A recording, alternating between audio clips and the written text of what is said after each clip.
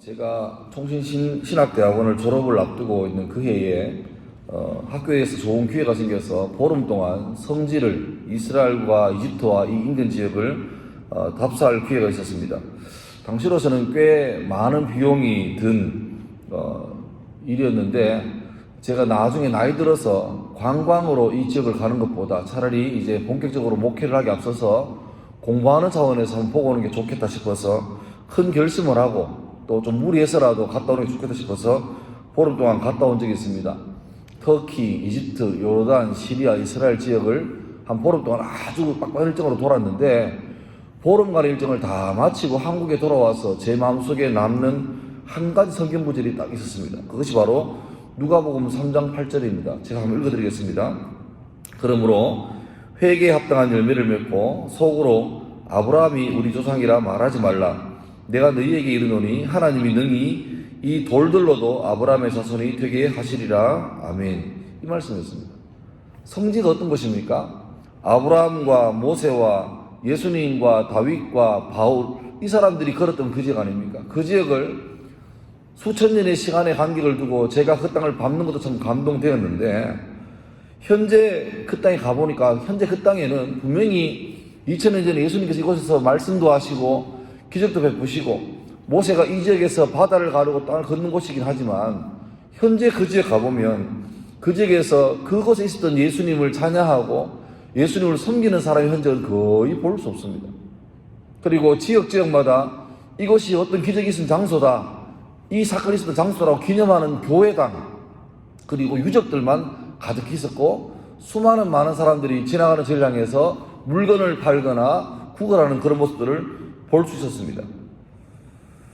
많은 사람이 하나님을 찬양하는 삶을 살지 않으니까 아까도 말씀처럼 현재 그 자리에는 사람이 아니라 돌들이 남아서 유적들만 남아서 이곳이 바로 예수님께서 이런저런 기적을 행하신 장소라는 것을 묵묵하게 증언할 따름이었습니다. 제가 이 교훈이 굉장히 마음의 충격이 컸던가 봐요. 그래서 느끼는 느낌이 뭐냐니까 이 시대 우리도 마찬가지구나. 하나님이 이 시대 앞에 2023년도에 이 시대 앞에 우리에게 주님을 찬양하고 주의 자녀로 살아갈 기회를 주었는데 우리가 그 사명을 올바르게 감당하지 못하면 하나님께서 도대체 누가 나를 찬양할꼬 해서 사람이 없어서 급급하고 사람 찾으려고 애쓰는 분이 아니란 거죠. 전능하신 하나님은 만약에 사람이 그 일을 감당하지 못하면 그 특권을 내팽개쳐버리고 다 자기 좋은 데로 가버리고 말면 하나님은 절대 손해보는 분이 아닙니다. 돌들을 통해서라도 기어코 하나님은 찬양을 받더라는 거예요. 다시 말하면 내가 이 기회에 있어서 이 자리에 있어서 주님을 찬양할 그 직무를 감당하는 것이 나의 은혜고 나의 권리이고 내가 할 수 있는 참 큰 특권이지 이것이 마치 내가 주님께 해드리는 양 생각하는 것은 큰 착각이라는 것이죠. 오늘 이 마음으로 오늘 본문을 보면 본문이 새롭게 보일 줄 압니다. 하나님 법궤가 블레셋에 빼앗겨서 그 지역으로 들어간 지 무려 7달이 지났습니다. 처음에는 이 하나님 법궤를 탈취한 것이 엄청난 전리품이라 생각하고 각 지역마다 우리가 그 법궤를 유치할게 이런 경쟁이 벌어졌지만 정작 법궤가 가는 곳마다 우리가 어제 봤던 것처럼 다곤의 신상이 박살이 나고 그 지역에 역병이 퍼져서 수많은 사람이 죽고 엄청 병들어할 때 그때 사람들의 생각이 달라진 거죠. 이게 우리가 이겨서 우리가 승리해서 법궤를 가져온 게 아니고 알고 보니 하나님의 법궤가 블레셋 지경에 와서 블레셋 우상의 헛됨을 낱낱이 드러내시는구나. 우리가 감당할 게 아니구나 깨닫게 된 거죠. 그래서 사람들이 모여서 지도자들이 모여서 긴급 회의를 합니다. 회의 결과는 뻔합니다. 더 이상 블레셋에서 이 법궤를 감당할 수 없으니 다시 본래 있던 곳으로 돌려보내죠. 그들 생각에 우리가 목숨 걸고 전쟁에서 가져온 것이라고 생각했지만 이제는 이스라엘에게 아무 대가도 바라지 않고 오히려 제발 좀 이 법궤를 다시 받아달라 이런 마음으로 돌려보내겠다고 결론 낸 것입니다. 그런데 그냥 돌려보내는 게 아니라 오늘 본문 보니까 속건제를 들어야 한다 그렇게 나옵니다. 여러분 속건제 들어보셨죠? 레위기 보면 번제, 속제제, 속건제, 화목제 이런 아주 좀 읽기 버거운 제사의 여러 내용들이 나옵니다. 도대체 속죄제가 뭔지, 속건제가 뭔지, 화목제가 뭔지, 이때 드리는 제물은 뭐고, 이 제사의 의미는 뭔지가 참 복잡한데요. 쉽게 말하면 속건제는 하나님이나 이웃에게 죄를 지었을 때 용서받기 위해서 드리는 제사 이름입니다. 레위기 5장 6장에 나오는데, 속건제의 특징은 뭐냐 하니까 하나님께 피해를 입힌 것 혹은 이웃에게 피해를 입힌 것, 그 원금에다가 이자를 더합니다. 이자가 얼마냐니까 좀 셉니다. 5분의 1, 20% 이자를 얹어서 제사를 드리는 거예요. 배상하는 거예요. 그래서 속건제를 다른 말로 말하면 배상제 혹은 보상제라고 하기도 합니다. 신기하지 않습니까? 블레셋 사람들이 모여서 법궤를 다시 돌려보냈는데, 속건제를 한다는 말은 자기들이 하나님께 잘못했다는 것을 공식적으로 시인하는 거예요. 우리가 하나님의 물건을 마음대로 빼앗아가지고 이렇게 하나님 명예를 훼손했으니, 우리가 잘못했으니 그 잘못한 것에 대한 배상을 더 얹어가지고 제사를 드리자, 그렇게 말하는 겁니다. 용서를 구하는 거죠. 회개하는 겁니다. 보세요.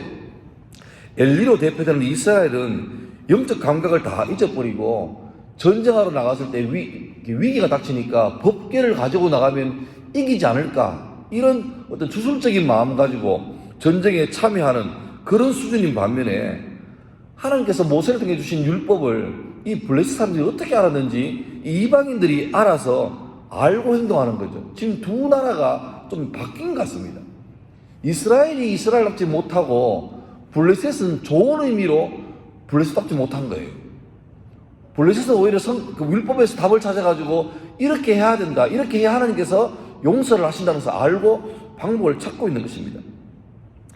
신약성경 보면 예수님께서 사역하실 때 종종 귀신 들린 자들이 와서 예수님께 이런 선포할 때 있습니다. 다윗의 자손 예수여, 왜 나를 괴롭게 하십니까? 귀신들이 와서 예수님이 다윗의 자손, 다시 말하면 메시아라는 것을 선포할 때 있습니다. 근데 신기하게 그때마다 예수님은 그 귀신에게 엄히 명하여서 그 입을 다물라, 함구하라고 하십니다. 예수님께서 다윗의 자손이신 게 맞습니까? 틀립니까? 맞는 말입니다. 근데 신기하게 예수님은 귀신을 그 말하는 것을 굉장히 꺼려하십니다. 예수님 본심은 다윗의 자손 예수여, 주는 그리스도시요 살아계신 하나님의 아들입니다, 이런 고백들을 귀신을 통해서가 아니라 그의 자녀들, 그의 백성들, 그의 성도들 통해서 이 말씀을 듣고 싶어 하시는 거예요.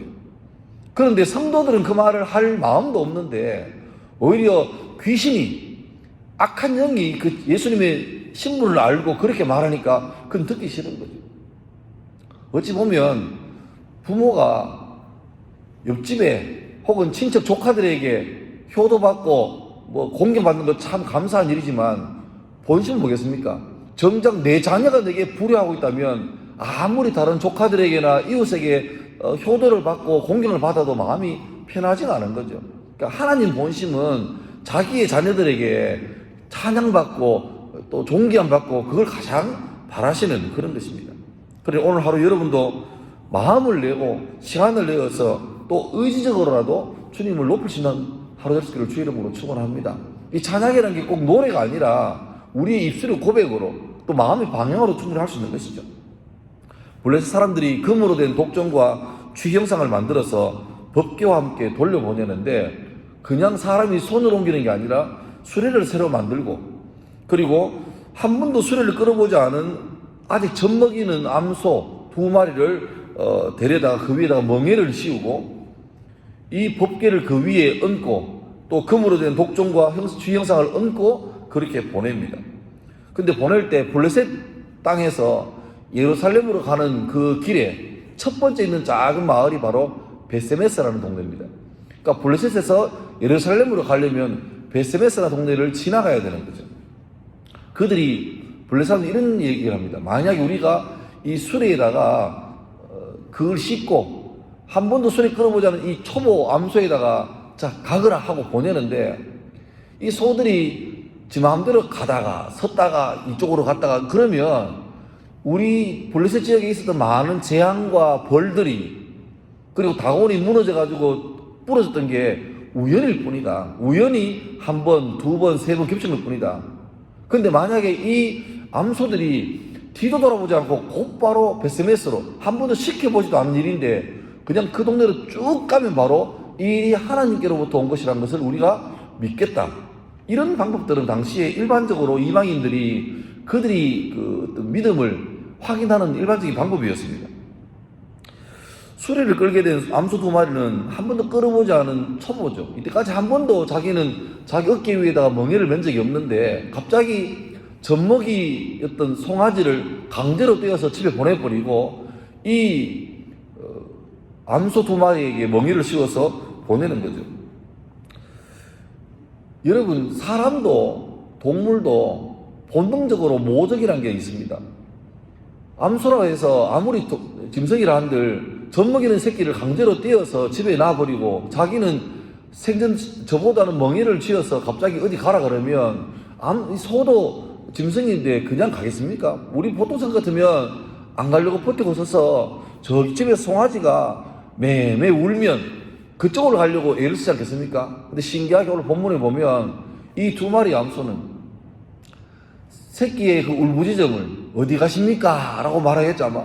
그 울부짖음을 듣는데 불구하고 돌아보지 않고 곧바로 베스메스로 쭉 가는 거예요.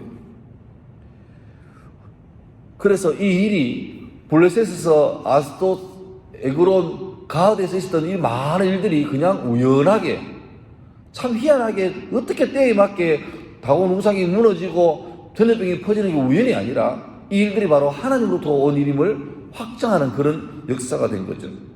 어떤 분들은 이 베스메스로 가는 두 암소의 모습에서 십자가를 향해서 묵묵히 걸어가시는 예수님의 모습을 발견하기도 하고 또 많은 사람들은 하나님으로부터 받은 사명이 바로 이런 게 아닌가.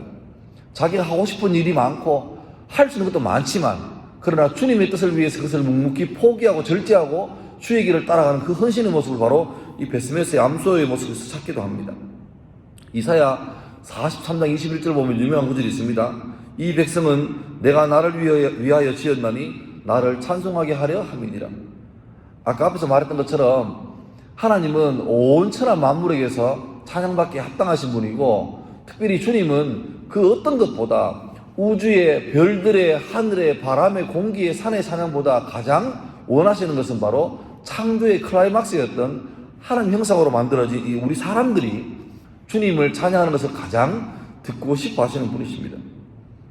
자녀들의 찬양을 제일 기뻐하십니다. 그런데 사람들이 찬양하는 데 관심이 없고 온통 마음이 다른 데 다 빠져 있으면 돌들을 통해서라도 기어코 찬양받으시는 분이 바로 하나님이십니다. 블레셋 사람들도 하나님께 잘못한 것을 알고 속건제로 회복하기 위해서 이렇게 제사를 드리고 하는데 정작 엘리로 대표되는 이스라엘 사람들은 영적 침체에 빠져서 자기들이 지금 상태가 어떤지 영적으로 침륜에 빠져 있는지 옷을 벗고 입고 있는지 관심도 없는 그런 상태에 있는 것이죠. 은혜를 여기지 않고 있는 그런 모습을 볼 수 있습니다. 알고 보면 나의 나된 것은 하나님의 은혜고 그리고 찬양은 은혜를 은혜로 아는 사람이 할 수 있는 특권이자 감사입니다.